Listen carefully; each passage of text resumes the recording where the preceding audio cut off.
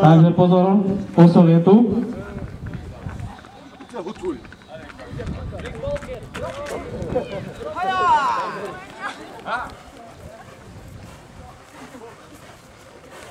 Pozdrav, pán Boh. Bol som poslaný doručiť vám tento dopis od našich hasičských predkov. Ďakujem. Ďakujem.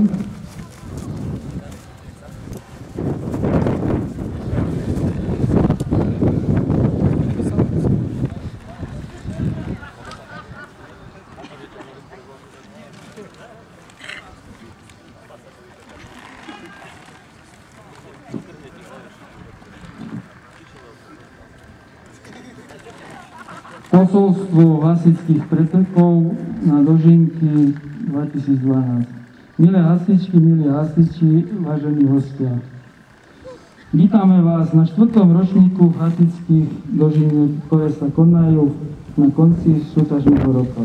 Na počesť priateľstva hasičov. Odkazujeme vám, aby toto priateľstvo nevymrelo medzi vami a ostalo navždy s vami. Hasičskí predkovia. Ďakujem. V mene všetkých hasičov, ak mi to vôbec dovolíte,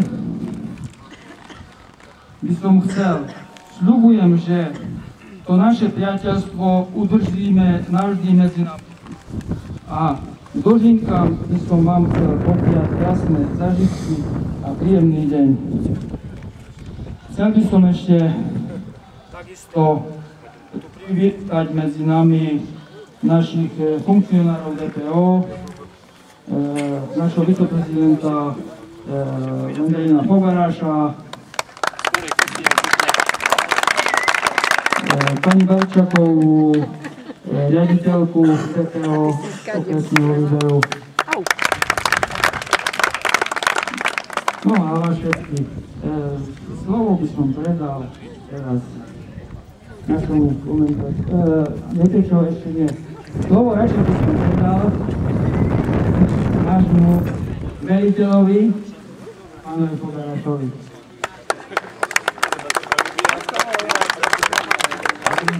Ja skutočne vás srdca ďakujem za slovo, ktoré pri takýchto krásnych príležitostiach môžem vysloviť.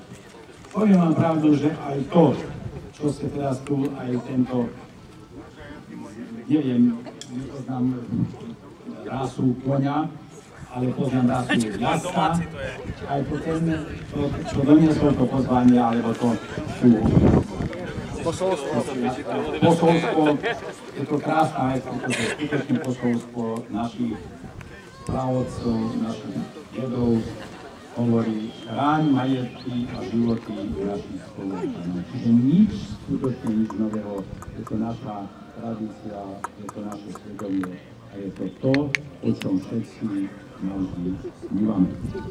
Ja v prvom rade chcem sa poďakovať pánu Dušanovi Milunovi za to, že nás tu pozval na toto podujatie, aj samozrejme mene riaditeľky okresného výboru dobrovoľnej požiarnej ochrany. Ja verím, že prídu tu aj ostatní funkcionári, ktorí ešte budú s vami.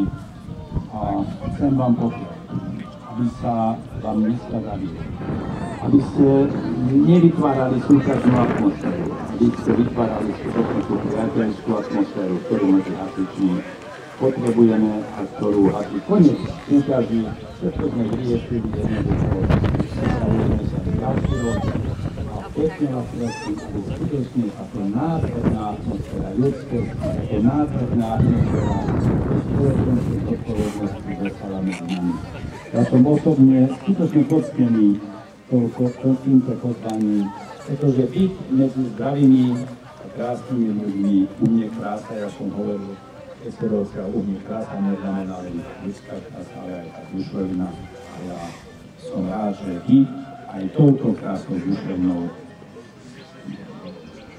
kritikujete a aj touto krásou duševnou sa môžete pochváliť. Ešte raz veľmi pekne ďakujem a teším sa zodpovedne, poviem pravdu, na akciu, či už vyhraje ten alebo ten, nie to skutočne ani vám, ja nezáleží na tom, ale o to ide, aby sme sa tu priateľsky navzájom povzbudili, navzájom sa potešili a prežili krásne popoludnie sobotnejšie. Ďakujem pekne.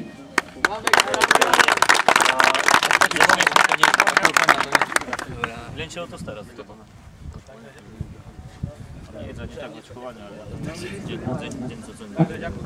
Takže ďakujem za pekné privítanie. Nebudeme dlho rozprávať, poprosím veliteľa, aby zavelil rozchod a vylosujeme si poradne. Pozor, veliteľ vystúpil ostatný rozchod.